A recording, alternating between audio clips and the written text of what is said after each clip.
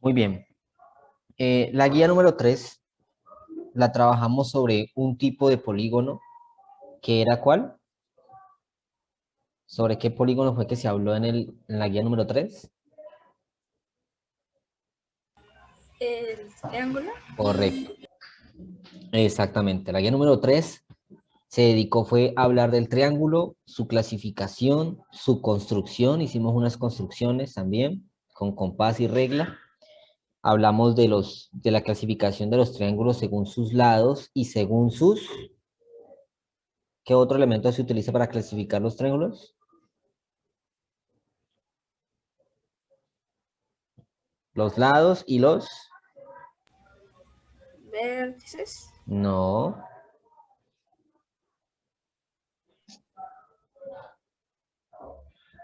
Los lados y los ángulos. Según sus lados, recibe tres posibles nombres. ¿Cuáles son?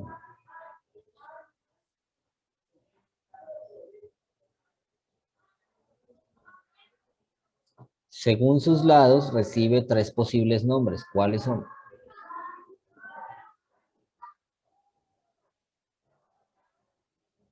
Equilátero, isósceles y escaleno. Y según sus ángulos, también puede recibir otros tres posibles nombres. ¿Cuáles son?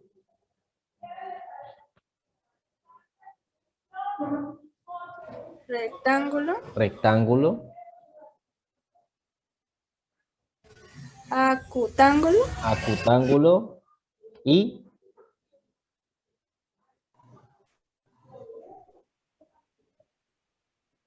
obtusángulo. ¿Listo? Rectángulo, acutángulo y obtusángulo. Son los tres posibles nombres que puede recibir un triángulo según sus ángulos. Bien, todo eso lo hablamos. Ojo, deben repasarlo. Deben repasarlo. No me puede quedar así. No es posible que les pregunte y luego usted no me responda, no solamente uno me responda. Prefiero mil veces que me respondan al tiempo y no escuchen nada a que se queden en blanco completamente. ¿Listo? Bien, entonces esta guía número 4, la que ya están viendo en pantalla, la vamos a centrar en el siguiente tipo de polígono, pero serán los cuadriláteros. Bien, en esta guía nos vamos a centrar en los cuadriláteros. ¿Listo? Bueno, muy bien. Los cuadriláteros, muchachos, al igual que los triángulos que podemos verlos y notarlos a simple vista en nuestra cotidianidad, los cuadriláteros también pasa lo mismo. Casi todo a nuestro alrededor utiliza esta forma. ¿Sí? ¿Cuál es la característica principal de los cuadriláteros? ¿Qué es un cuadrilátero? ¿Es un polígono qué? Tiene cuatro lados. Correcto, un cuadrilátero es un polígono que tiene cuatro lados. O sea que todo lo que podemos observar a nuestro alrededor, casi todo, casi la mayoría de cosas, tiene forma de cuadrilátero. Por ejemplo, los que están conectados ya sea al celular o al computador, están viendo justo una pantalla que tiene forma de cuadrilátero, ¿sí o no? Una pantalla que tiene cuatro lados, ¿sí?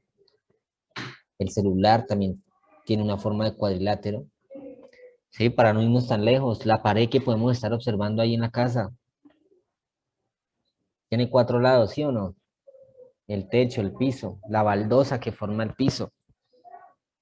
Bien. Televisor. El televisor, los cuadros que tenemos colgados en la pared, los portarretratos, las puertas, las ventanas, el cuaderno, El armario. el armario, ¿sí? Es decir, los cuadriláteros son unos elementos geométricos demasiado utilizados en la cotidianidad, los podemos encontrar en casi todo. En este momento, ustedes están viendo otra elemento donde podemos encontrar el cuadrilátero, que son las canchas, ¿cierto? Esta cancha en particular es una cancha de baloncesto, ¿sí? Es una forma cuadrangular, es decir, que tiene cuatro lados, ¿bien? Cuadrilátero. Tiene un ancho y tiene un largo. ¿Listo? Al igual que puede pasar por una cancha de tenis, con una cancha de fútbol, ¿sí? Todas ellas también tienen formas de cuadriláteros. Bien.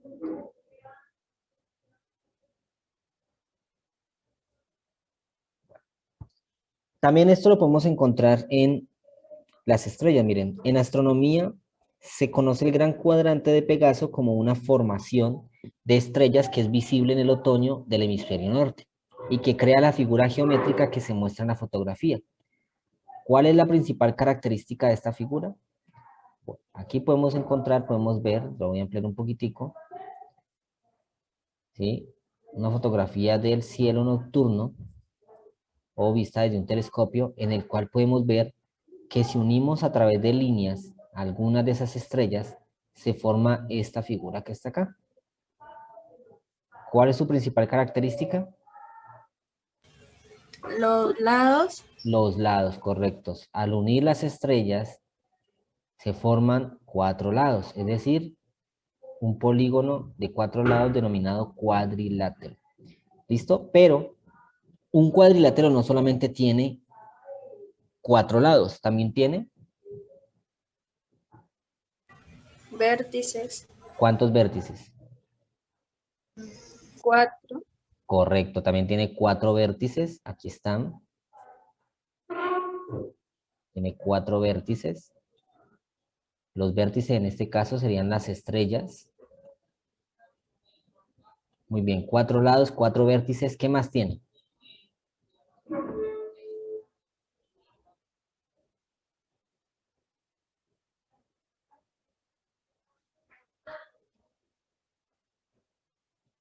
Cuatro ángulos.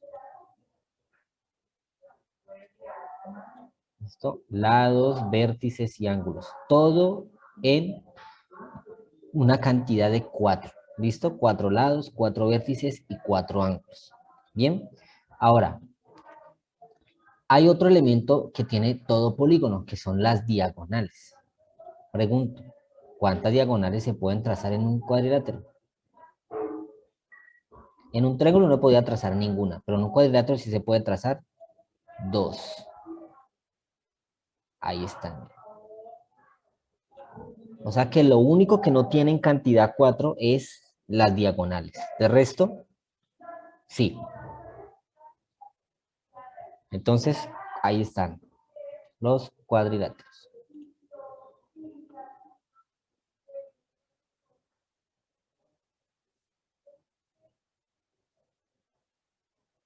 Bueno, como pueden observar, aquí tenemos un cuadrilátero.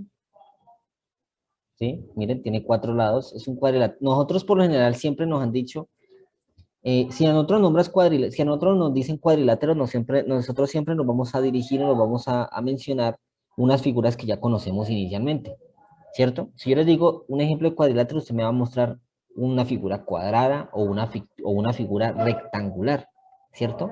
Cuadrado y rectángulo nos los han enseñado desde primaria. Y como ahorita nos están diciendo que se llaman cuadriláteros, entonces decimos, ah, un cuadrado y un rectángulo son cuadriláteros. Pero no son los únicos. ¿Listo? Todo polígono que tenga 4 lados es un cuadrilátero. Por ejemplo, este no tiene forma ni de cuadrado ni de rectángulo, pero miren que es un cuadrilátero. Tiene 4 lados. 1, 2, 3, 4. ¿Sí ven? Al igual que esta figura que voy a hacer aquí, que también tiene 4 lados. 1, 2, 3, 4. Miren. ¿Sí ven? Es una figura que poco conocemos, que poco podemos ver en nuestra cotidianidad, pero que existe, ¿sí? Y además es un cuadrilátero porque tiene 4 lados, ¿sí? Toda figura que tenga 4 lados, no importa qué forma tenga, se llama cuadrilátero. ¿Listo? Muy bien. Entonces, en los cuadriláteros se pueden observar los siguientes elementos. Además de los lados, además de los vértices, ángulos y diagonales, tienen los siguientes elementos. Primero tienen los lados opuestos. ¿Qué son lados opuestos? Son aquellos que no tienen vértices en común. ¿Cómo así vértices en común? Bien, es decir, este es el vértice A, ¿cierto? Y aquí tengo el lado A, AC, ¿cierto? Muy bien. Lado opuesto. Resulta que el lado opuesto no puede ser este de acá. ¿Saben por qué no puede ser ese de ahí? porque tengo un vértice en común, es decir, comparten el vértice A. Entonces, ¿cuál sería el lado opuesto? Justo el que está enfrente. ¿Listo? Miren, esos son los lados opuestos. No tienen vértices en común.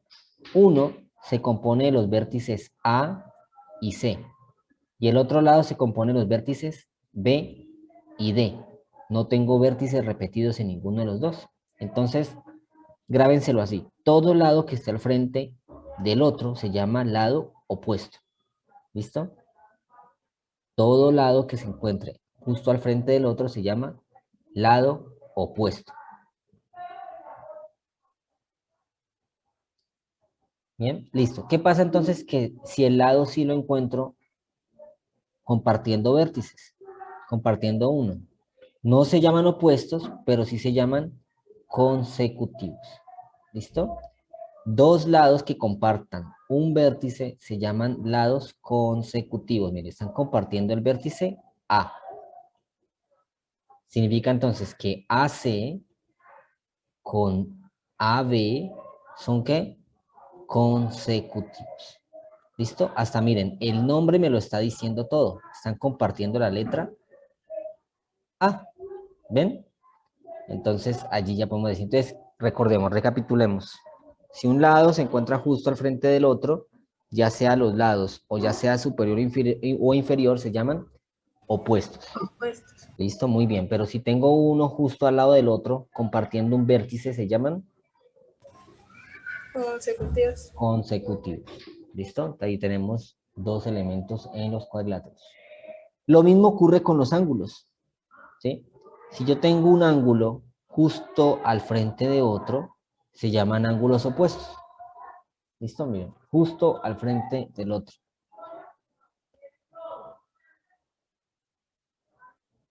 ¿Listo? Pero si yo pongo uno al lado del otro, ya no serían opuestos, sino que serían ángulos consecutivos. Miren. El ángulo A es opuesto al ángulo D, ¿cierto? Pero el ángulo A es consecutivo al ángulo B, porque están juntos, compartiendo ¿qué? Justo el lado que está aquí. Bien, por eso se llaman ángulos consecutivos. Mientras que el ángulo A y el ángulo D no están compartiendo ningún lado, es decir, están justo uno al frente del otro. Por lo tanto, se denominan ángulos opuestos. Bien, entonces ahí tenemos los dos tipos de lados y dos tipos de ángulos en todo cuadrilátero. En todos los cuadriláteros se cumple eso que acabamos de hacer aquí. ¿Listo? Bueno. Cuando estamos viendo los polígonos, nosotros hablamos de que habían dos tipos de polígonos según la medida de sus ángulos. Uno era llamado convexos y otros cóncavos. ¿Cuál es la característica principal de un polígono convexo? A ver si se acuerdan. Característica principal de un polígono compuesto. Convexo.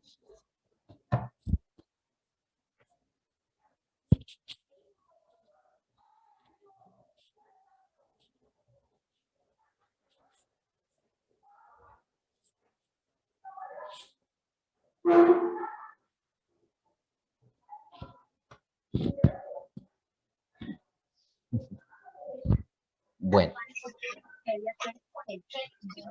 Todo polígono convexo tiene sus ángulos menores a 180. Todos los ángulos convexos tienen sus ángulos menores a 180. Pero si un polígono tiene un ángulo mayor a 180, recibe el nombre de cóncavo. Entonces, si es menor a 180 se llama convexo, pero si es mayor a 180 se llama cóncavo. Esto ya habíamos hablado de eso en el tema de los polígonos. ¿Listo? Bueno, profe, ¿cómo así mayor a 180? Bien, resulta que, ¿se acuerdan el que hice ahora? Era como una especie de boomerang. Listo. Miren, miremos los ángulos. Este ángulo, ¿es menor o mayor a 180? Menor. Menor, muy bien. Este, ¿menor o mayor a 180?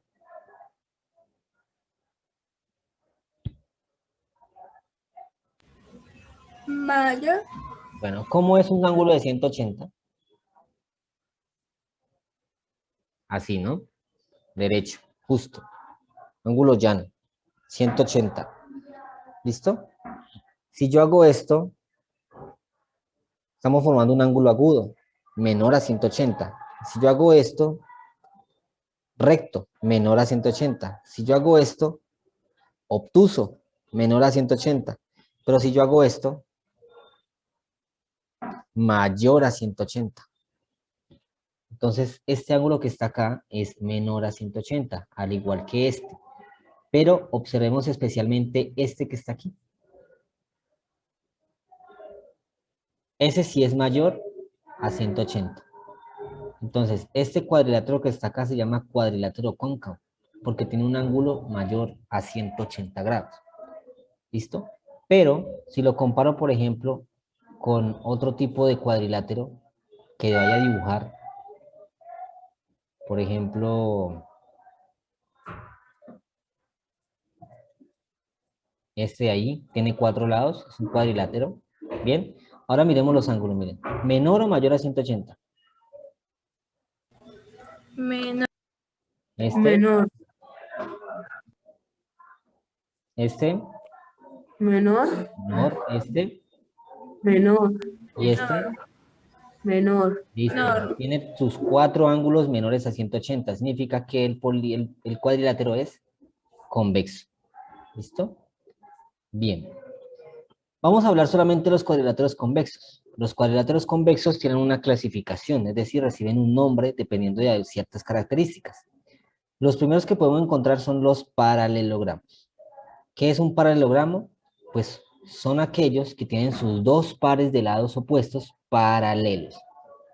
Repito, los paralelogramos son cuadriláteros que tienen sus 2 pares de lados opuestos paralelos. Es decir, sabemos que los lados opuestos son los que están enfrente, ¿sí o no? ¿Listo? Entonces, si los 2 pares de lados están en el mismo sentido, o sea, paralelos, se llaman paralelogramos. ¿Listo? Pero si, por ejemplo, tengo este par que está paralelo y el otro no, ¿son paralelogramos? ¿No? No, correcto, no son paralelogramos. Entonces, miremos, esta figura que acabo de hacer allí, ¿es un paralelogramo, sí o no? Sí. Sí, correcto, miren, tenemos este par de lados paralelos y este par de lados paralelos. Tiene todos sus 2 pares de lados paralelos. ¿Listo? Pero si yo dibujo esto,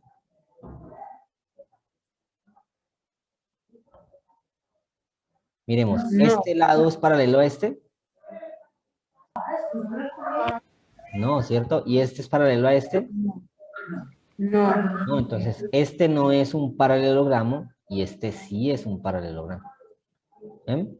Esa es la diferencia, ¿listo? Entonces, los paralelogramos los encontramos en 4 tipos. Cuadrados, rombos, rectángulos y romboides. Bien, ahí están entonces, niños, si ven, los únicos cuadriláteros que conocemos no son solamente cuadrado y rectángulo, también lo son el rombo y el romboide, ¿listo? Los cuadrados y los rectángulos ya los conocemos al derecho y al revés, sabemos identificarlos y todo, pero el rombo y el romboide casi no, son nuevos prácticamente, ¿cierto? Entonces miremos por qué son paralelogramos. Miremos este lado que está aquí y miremos el del frente. ¿Son paralelos? ¿Sí? Correcto, sí. ¿Y estos dos? También. Correcto. También. Entonces, recordemos que para que sea paralelogramo, los 2 pares de lados deben ser paralelos. Entonces, este sí lo cumple. Y este romboide, miremos, estos dos Sí. Sí. y estos dos También. También. también. Entonces, también cumple con la característica de los paralelogramos. Entonces, recordemos eso. Los paralelogramos son aquellos que tienen sus 2 pares de lados opuestos paralelos. ¿Listo? O sea, con el mismo sentido. Muy bien, pero ¿qué pasa entonces cuando eso no ocurre? Cuando no son paralelos. Pues reciben 2 posibles nombres. Los primeros son los trapecios y los segundos son los trapezoides. ¿Cuándo recibe el nombre de trapecio? recibe el nombre de trapecio cuando apenas tiene un par de lados paralelos. Un solo par. ¿Cuál es el par de lados paralelos en esta figura? Los de arriba. Correcto. Muy bien, el superior y el inferior. Como ustedes dirían, el de arriba y el de abajo. Bien. En cambio, observen que este lado que está a la izquierda no es paralelo a este que está a la derecha. No lo es. ¿Sí ven? ¿Por qué? Porque un lado está diagonal y el otro está vertical. O sea que no son paralelos. Entonces, cuando solamente tengo un par de lados paralelos, recibe el nombre de trapecio. ¿Listo? Y trapezoide, niños, es cuando ningún lado es paralelo. Ninguno. Observen, miren, este lado que está acá junto con el de frente son paralelos. No. No, ¿cierto? No son paralelos. ¿Y estos dos? Tampoco. Tampoco. Entonces, miren, cuando ningún par de lados es paralelo se llama trapezoide. Cuando un solo par de lados es paralelo se llama trapecio. Y cuando todos los pares de lados son paralelos,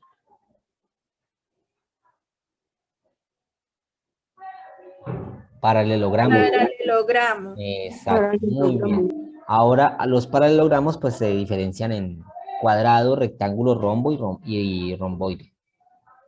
Ya tienen ustedes que identificar cuáles, de cuáles estemos hablando, dependiendo de las características. ¿Listo? Niños, ¿hasta ahí tienen alguna pregunta?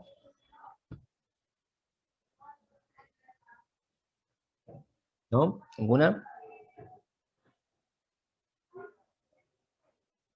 Bueno. Propiedades de los paralelogramos. Los paralelogramos tienen algunas propiedades. Entre ellas se destacan estas cuatro. La primera, sus lados opuestos tienen la misma longitud. Vengan, yo dibujo un paralelogramo aquí.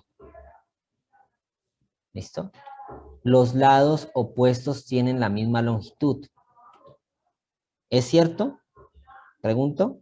¿Este lado es igual que el de acá? Sí. ¿Y estos dos? Sí. También. Correcto, entonces también. esto es cierto. Los lados opuestos tienen la misma longitud.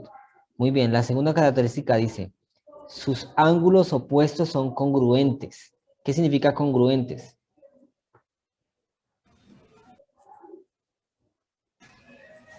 ¿Iguales? Iguales, correcto. Entonces, sus ángulos opuestos son congruentes, o en otras palabras, tienen la misma magnitud, la misma amplitud. Miremos, este lado que está justo al frente de este, que es opuesto, ¿medirán lo mismo? Sí. Claro que sí, miden lo mismo. ¿Sí? Como podemos observar, la forma que tiene el ángulo es en forma de L, ¿sí? ¿Y eso es un ángulo qué?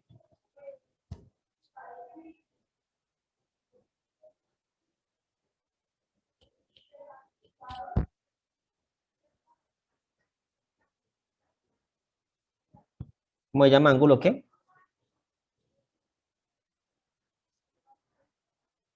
Recto. Ángulo recto. O sea que mide 90 grados. Entonces, si este ángulo mide 90 grados, por obvias razones, este que está acá también mide 90 grados. ¿Listo? Solamente mirando los ángulos opuestos. Supongamos que este mida 60 grados. Supongamos. ¿Cuánto debe medir el de acá?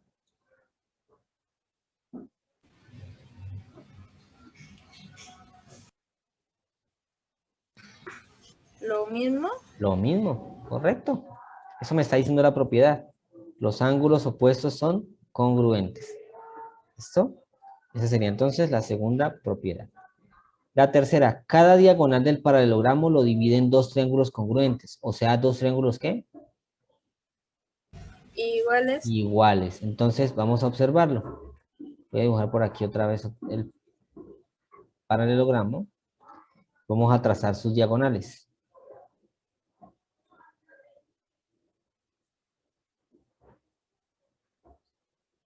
Listo. Trazo una diagonal, niños. Al trazar la diagonal, logramos dividir el rectángulo en dos ¿qué? Partes. en dos triángulos. Esas partes son los triángulos, ¿cierto? Ahora, cada triángulo que se formó allí, ¿son iguales? Sí. Exactamente. Y lo mismo me va a pasar si yo divido un rombo, o si divido un romboide, o si divido un cuadrado. Vamos a hacer la prueba. Miren, divido el cuadrado con una diagonal. ¿Forma triángulos iguales? Sí. Listo. El del rectángulo ya lo hicimos. Miremos el del rombo. ¿Forman triángulos iguales? Sí. Miremos el romboide. ¿Forma triángulos iguales? También. Listo. Cumplida la propiedad número 3. Al trazar una diagonal, forma dos triángulos congruentes. Y lo último, las diagonales se cortan en su punto medio. ¿Cómo así que se cortan en su punto medio? Quiere decir que se cruzan justo por la mitad. Observemos. Aquí donde se están cruzando, justo aquí, es exactamente la mitad de las diagonales. ¿Sí? O sea, trazamos dos líneas, ubicamos la mitad, por ahí va a pasar la otra. ¿Listo? Eso es lo que se cumple con las diagonales. Lo mismo ocurre con el cuadrado. ¿Listo? Y lo mismo ocurre con el rombo. Trazo las dos diagonales y se cruzan justo por la mitad. En el romboide igual. Trazo las diagonales y se cruzan justo por la mitad. Y eso es lo que ocurre con las diagonales de un cuadrilátero convexo, o sea, un paralelogramo.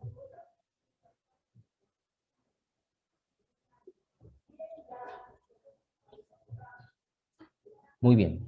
¿Listo, chicos? Entonces, esa sería entonces la explicación de el tema de geometría.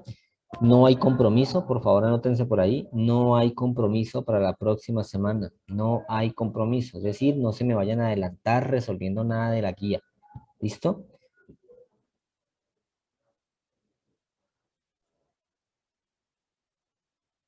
En estadística, aquí hablamos en la guía número 3.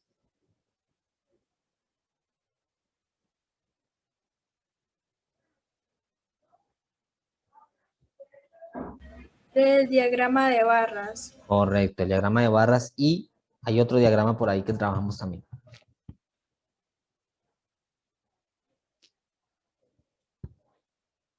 Y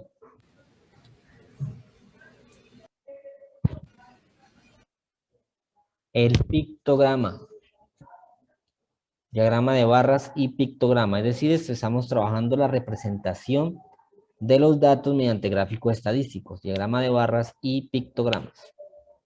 ¿Listo? Ya sabemos que los diagramas de barras se identifican porque su cantidad, su frecuencia absoluta se representa o se simboliza mediante barras cuya altura será precisamente el valor de la frecuencia absoluta de cada uno de los datos. Mientras que el pictograma lo represento a través de ¿qué? Dibujos. Dibujos o imágenes que hagan alusión al tema al cual se esté hablando en los datos. ¿Listo? Si estamos hablando de venta de zapatos en un almacén, ¿cómo será el pictograma? Pues con una imagen de un zapatico. Una imagen de zapatos. Exactamente. Si estamos hablando de, por ejemplo, venta de celulares, entonces dibujamos celulares. Si estamos hablando, por ejemplo, en una encuesta de estudiantes que contestaron un examen, ¿cómo sería el pictograma? ¿Qué dibujarían ustedes? A los estudiantes. Podemos Una hacer, persona. correcto, podemos hacer una personita o podemos hacer el dibujito como de una hoja con líneas, ¿sí? Como para simbolizar el examen, ¿sí o no? Ajá. Podemos hacer eso, como por ejemplo dibujar algo así.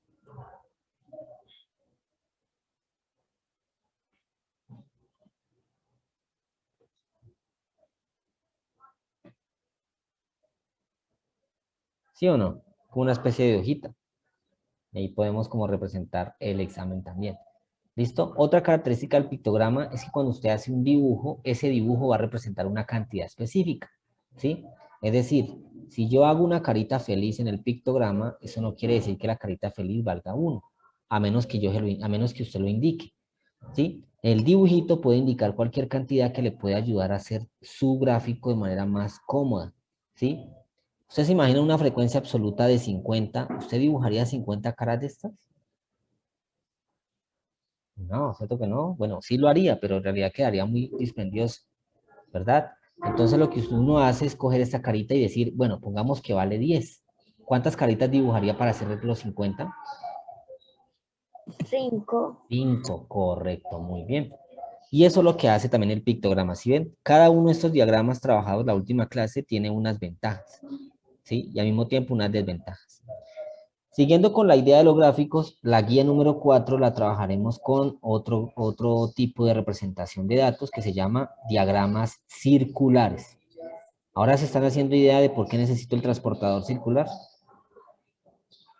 Exactamente, aunque vamos a trabajar diagramas circulares, vamos a aprender a construirlos y vamos a aprender a analizarlos también, porque no es solamente construirlos, también debemos aprender cómo interpretar un gráfico circular cuando lo encontremos de pronto en un periódico, en una revista, en las noticias, ¿sí? O en cualquier otro lado donde podamos encontrar este tipo de representación de datos. Entonces, por ahora, vamos a pausar un momento, esperamos que Zoom nos saque porque ya me queda menos de un minuto y volvemos a ingresar. ¿Listo? Yo les decía, la guía número 4 la vamos a centrar en la construcción y análisis e interpretación de diagramas circulares. Bien, obviamente como su nombre lo dice, ¿de qué tendrá forma? De círculo, ¿cierto? Pero ¿qué hay que hacer El con eso? círculo. ¿Qué hay que hacer con el círculo? Eso lo vamos a ver, ¿listo? Aquí inicialmente en la guía vamos a encontrar una idea previa de lo que vamos a tratar el resto de la guía, miren. Tenemos entonces una tabla, ¿sí? Esta tabla que está acá al lado derecho, voy a ampliar un poquito.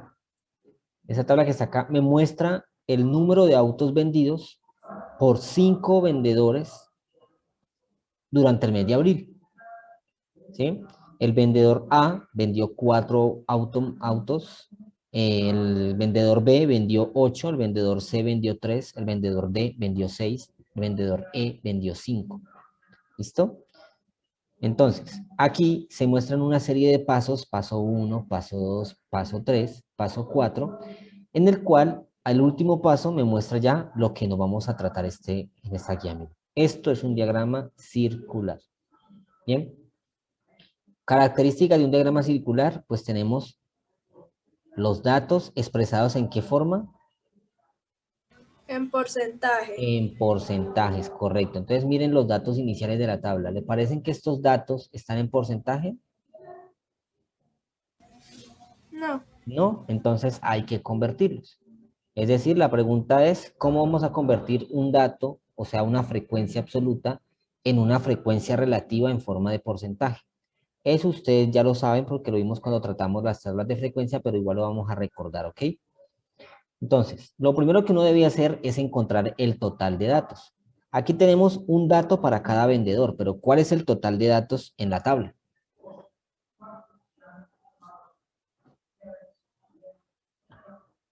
¿Cuál es el total de datos que tiene la tabla? ¿Cuál es el total de autos vendidos durante el mes de abril entre los 5 vendedores?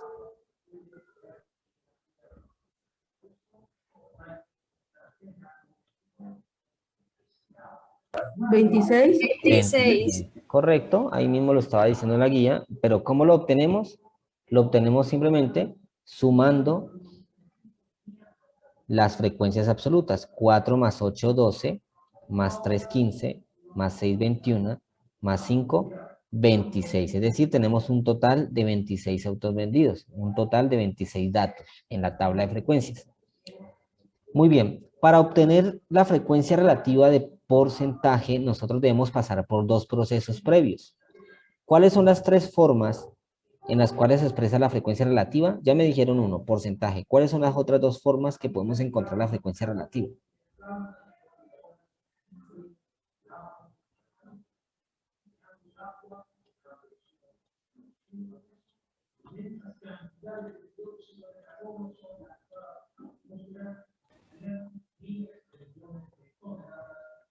Niños, la frecuencia relativa la encontramos de tres maneras. Eso ya lo sabemos. La primera, Forma de fracción.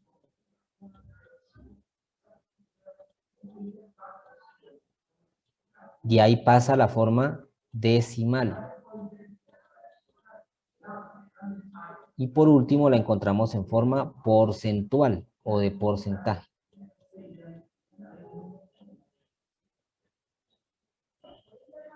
¿Listo? Entonces repito, fracción, decimal y porcentual. Bien, entonces, vuelvo acá a la guía un momentico. Niños, ¿cuál es la frecuencia absoluta del vendedor A? ¿Cuál es la frecuencia absoluta del vendedor A?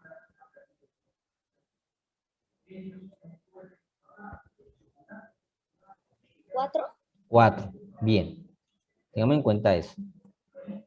La frecuencia absoluta del vendedor A es 4. ¿Listo? Muy bien. Vamos a escribir la frecuencia absoluta en forma de fracción. ¿Listo? ¿Cómo se escribe? Se escribe la frecuencia absoluta sobre el total. ¿Cuál es el total de datos? ¿Ya me lo habían dicho ahora? 26. 6. 26. Muy bien, miren. Esto es la frecuencia absoluta en forma de ¿qué? De fracción. ¿Y cómo se expresa? Se expresa colocando la frecuencia absoluta sobre el total de los datos. ¿Listo? Forma decimal. ¿Cómo obtengo la forma decimal? Pues vamos a dividir los dos resultados. 4 entre 26, ¿cuánto les da?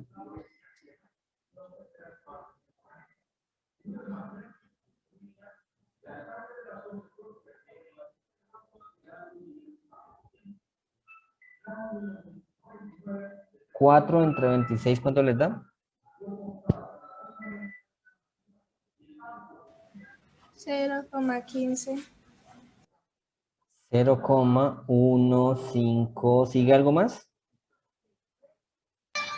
3, 8, 4, 6. 46, 15, 3. Muy bien, hasta ahí llegó una calculadora, ¿cierto? Bien, resulta que eso es un resultado demasiado grande. Podemos hacer varias cosas. Una, la que hizo Alison ahorita sin dar de cuenta, que es darme el resultado hasta cierta cantidad de números después de la coma. 0,15 me dijo Alison ahora, ¿cierto?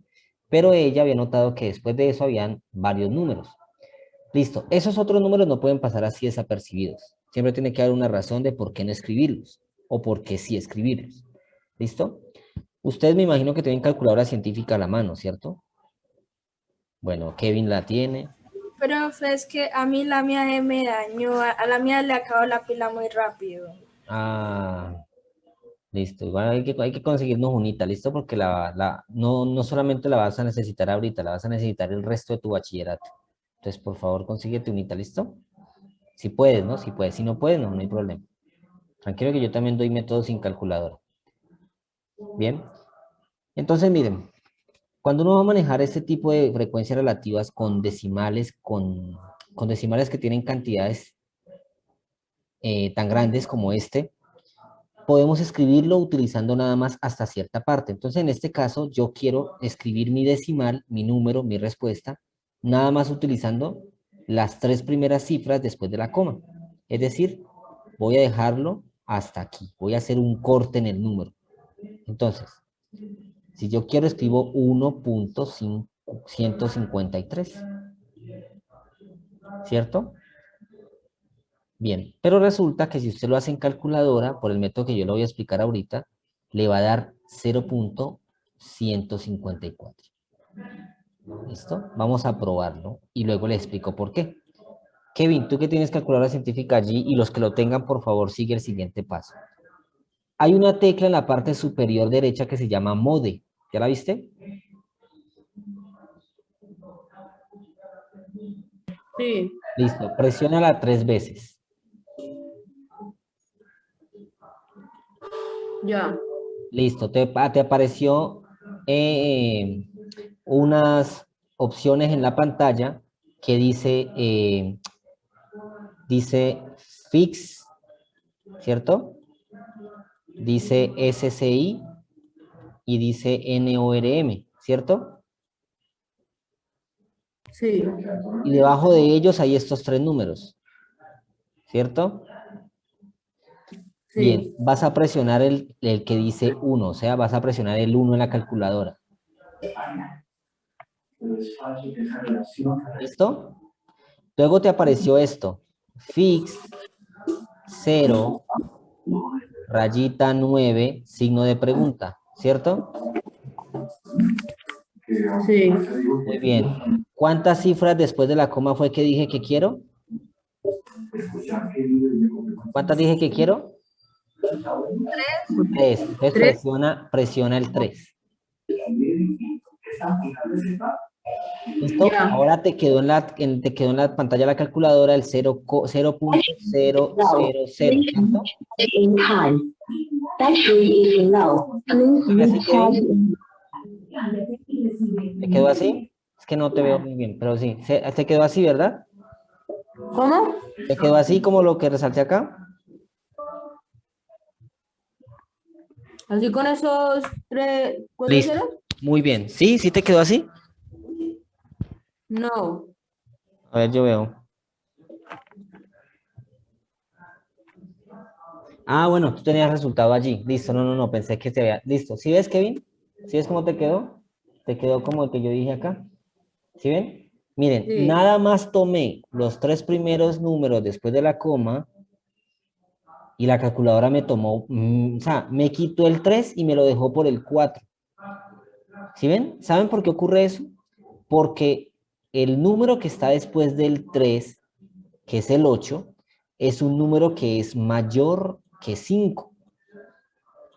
¿Sí? Y hay una característica en las matemáticas que me dice que si yo voy a cortar, por decirlo así, a cortar un número decimal hasta cierto punto, yo tengo que ver el número que quedó a la derecha.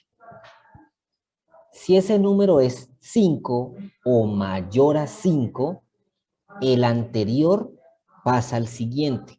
Me explico. Este número, hasta donde corté el decimal, ¿cierto? Es el 3, ¿cierto? Yo miro el que sigue, que es ¿cuál? El El 8. 8. Y el 8 es mayor o igual a 5, ¿cierto? Sí.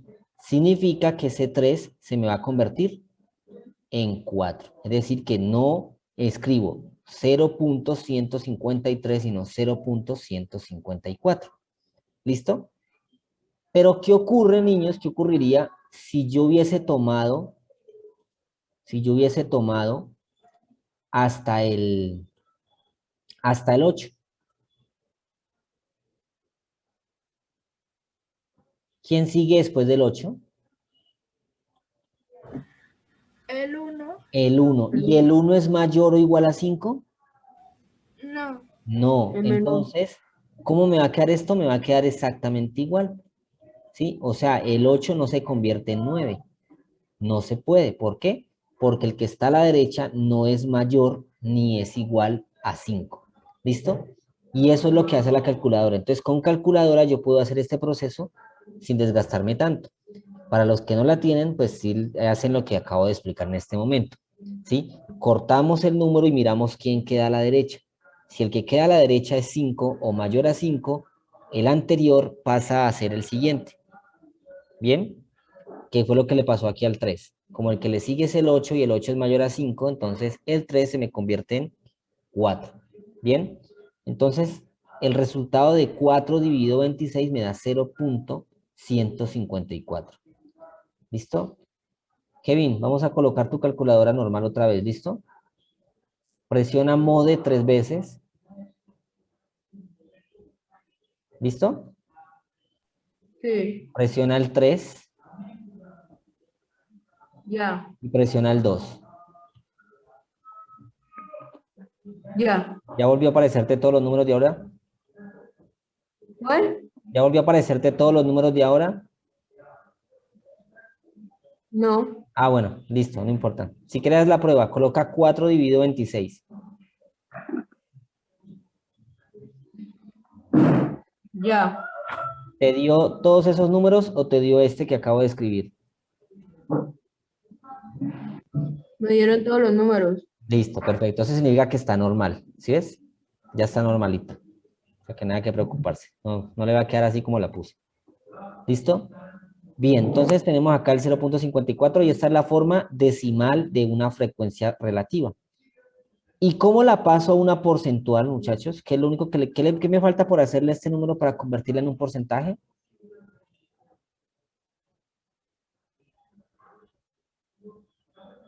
¿Cómo?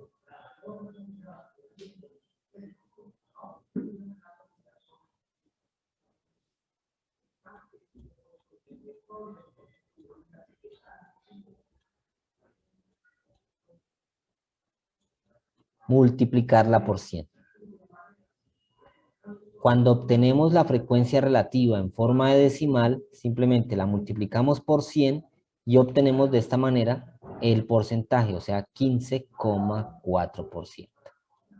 ¿Bien? O sea que, ¿en qué porcentaje hizo las ventas el vendedor A? En un 15,4%. ¿Listo? 15,4%. ¿Bien? Listo, niños. Vamos a hacer otro porcentaje para otro valor de esa tabla. ¿Listo? Por ejemplo, quiero centrarme aquí mientras tanto porque no quiero pasar a lo otro sin tener en cuenta, sin recordar cómo pasamos a porcentaje. ¿Listo? Por eso no avanzo más. Bien, ¿qué otro porcentaje le gustaría determinar? Ya hicimos el de A. ¿Cuál de estos 4 que faltan les gustaría determinar para que lo hallemos? ¿El del B? ¿El del B? Listo, hagamos el del El A, B. B. Hagamos el del B entonces. Muy bien, entonces, forma de fracción. Frecuencia absoluta del B, 8, 8. ¿Sobre quién? 26. 26. Muy bien, forma de fracción. La pasamos a decimal, o sea, dividimos 8 entre 26.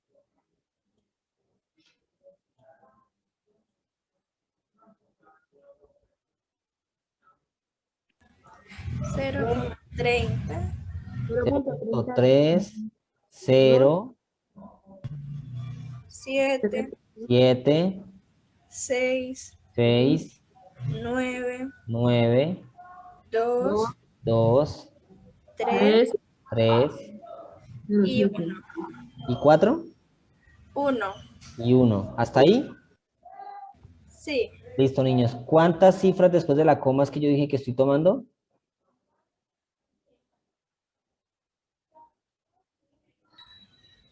3. ¿Listo? O sea, vamos a cortarlo aquí justo en el 7. Vamos a cortarlo justo en el 7. Niños, miramos el de la derecha. ¿Quién es? El 6. ¿Es mayor o igual a 5? El mayor. Es Sí. mayor, correcto. O sea que, ¿qué le va a pasar al 7? El 8. Se convierte a 8. Muy bien. Entonces, resultado real, 0,308 o 308. ¿Listo? Muy bien, chicos, ya tenemos la forma decimal. Ahora la forma porcentual, ¿qué le hago a eso? Lo multiplico por 100. Correcto, lo multiplicamos por el 100% y nos va a quedar como 30.8. 30,8%. ¿Listo? Este es el porcentaje de ventas del vendedor B. ¿Listo? ¿Alguna pregunta respecto a esos porcentajes? No. ¿No? Clarito, clarito. Sí. Conste. Yo creo en ustedes, así que yo avanzo. Bueno, cuando ya tengamos todos esos porcentajes, les va a quedar esta tabla de acá. Miren, aquí están. ¿Sí ve que nos quedó bien? Los dos primeros, 15,4 y 30,8%. ¿Listo? Y siguiendo el proceso con C, con D y con E, pues vamos a obtener del mismo procedimiento, vamos a obtener los respectivos porcentajes para estos 3 vendedores. Bien. Bueno, ahora la pregunta es, ¿cómo paso de esos porcentajes, cómo paso a esto? ¿Cierto? Bien, eso, gracias a eso pasamos de multiplicar 360 por la frecuencia relativa, ¿sí? Pero la frecuencia relativa debe ser en forma de fracción, en forma decimal o en forma porcentual. ¿Listo? Porcentual. Por cualquiera de las tres frecuencias relativas, al multiplicarlo por 360, nos va a dar la medida del ángulo. ¿Listo? Bien, vamos a analizar esa construcción, pero a partir de este ejemplo que tenemos acá. ¿Por qué? Porque es un ejemplo que nosotros ya hicimos en la guía pasada, ¿cierto? En la guía pasada hablamos de un ejemplo de unos estudiantes que les preguntaron sobre qué realizaban en su tiempo libre. ¿Sí? Si tienen ahí de pronto en físico la guía número 3, ahí se pueden dar cuenta que esa misma tablita está allí. Entonces, los estudiantes habían respondido que ir al cine, jugar fútbol, tocar un instrumento, navegar en internet, leer un libro. ¿Listo? Y se obtuvieron las frecuencias relativas. Si convertimos cada frecuencia absoluta de esos datos, obtenemos entonces los siguientes porcentajes. Miren. Los que prefieren ir al cine son un 35%. Los que prefieren jugar fútbol es un 30%. Los que prefieren tocar un instrumento, un 20%. Los que les gusta navegar en internet es un 10%. Y los que les gusta leer un libro es un 5%. ¿Cómo obtenemos estos porcentajes, niños? Recordemos, ya hicimos ese proceso. De esta manera obtenemos esos porcentajes que están allí. ¿Sí? Si quieren, hagamos la prueba. ¿Entre cuánto dividiría 14? ¿14 sobre quién? 40. Correcto, quedaría entonces 14 sobre 40. Muy bien, ahí está en forma de fracción. Forma decimal, 14 dividido 40, ¿cuánto da? 0,35. 0,35 y no hay más números, ¿cierto? No. O sea que no tengo que cortar absolutamente nada. Simplemente tomo este valor y lo multiplico por 100. 100. ¿Cuánto les da? 35. 35, ¿qué? Por 100. 100 dio lo mismo. ¿Listo? Muy bien. Entonces, recuerden lo que le acabo de decir ahorita. Para convertir el primer porcentaje en forma de ángulo para poder dibujarlo en la circunferencia, debemos entonces multiplicar la frecuencia relativa por los 360 grados. ¿Listo? Entonces, les aconsejo que tomen la frecuencia relativa en forma de decimal. Bien, la frecuencia relativa en forma de decimal.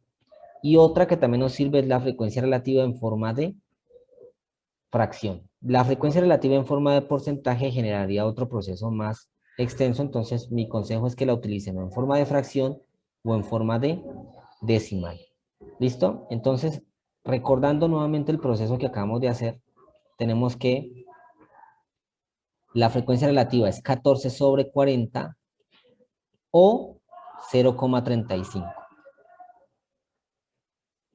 Muy bien, les enseño entonces. Tomemos la parte decimal. Los de calculadora, ¿cuánto les da 0,35 multiplicado por 360?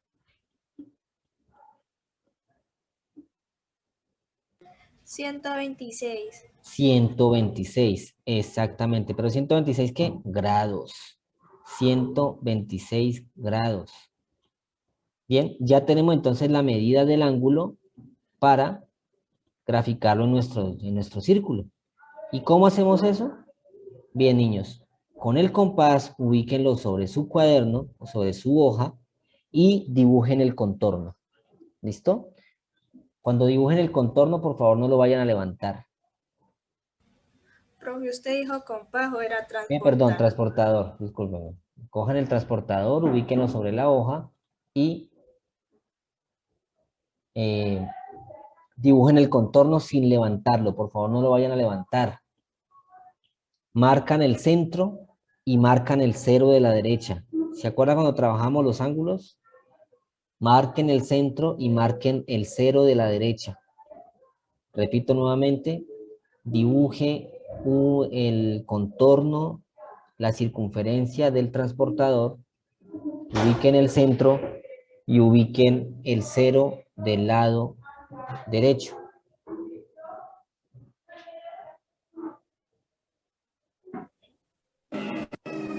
¿No? Les va a quedar algo más o menos así. marcando el centro y marcando el 0 de la derecha.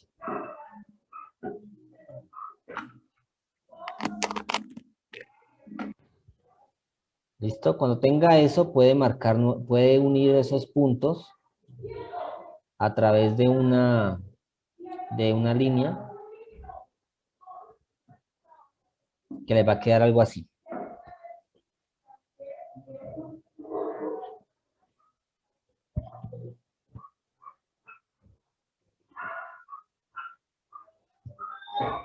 ¿Listo?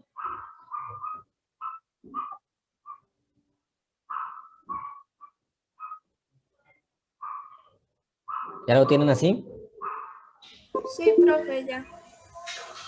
Bueno, vuelvan a ubicar el transportador sobre su circunferencia, de tal manera que vuelva a coincidir el centro y el 0. ¿Listo? O sea, como lo tenían inicialmente. Vuelvan a poner. Vuelvan a colocar allí mismo.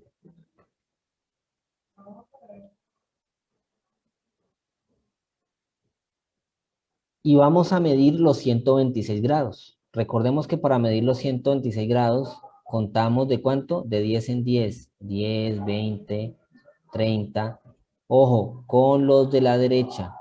40, 50, 60, 70, 80, 90, 100, 110, 120. Si contamos el siguiente será 130.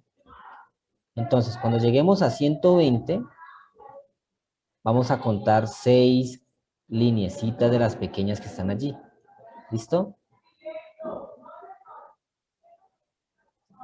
Y de esta manera hemos llegado a los 126 grados.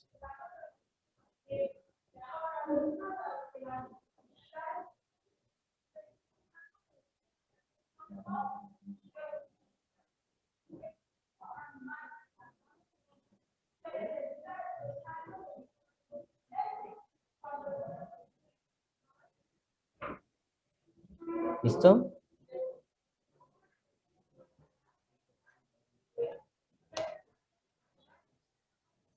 Ahí donde marquen 126 hacen su marquita con el lápiz y ya la pueden unir con el centro. Les va a quedar así. Niños, esta región que ustedes ven acá, esta región que ustedes ven ahí, es la región que representa el 35% de los encuestados de los estudiantes. O sea, los 14 estudiantes encuestados es esta pequeña porción de la circunferencia. ¿Listo? Muy bien, chicos. Entonces vamos a pausar aquí por hoy y vamos a terminar de construir ese diagrama la próxima clase. ¿Listo? Entonces la próxima clase vamos a continuar con este mismo diagrama, pero vamos a dibujar los demás, ¿sí? ¿A cuánto corresponden los demás porcentajes? ¿Listo?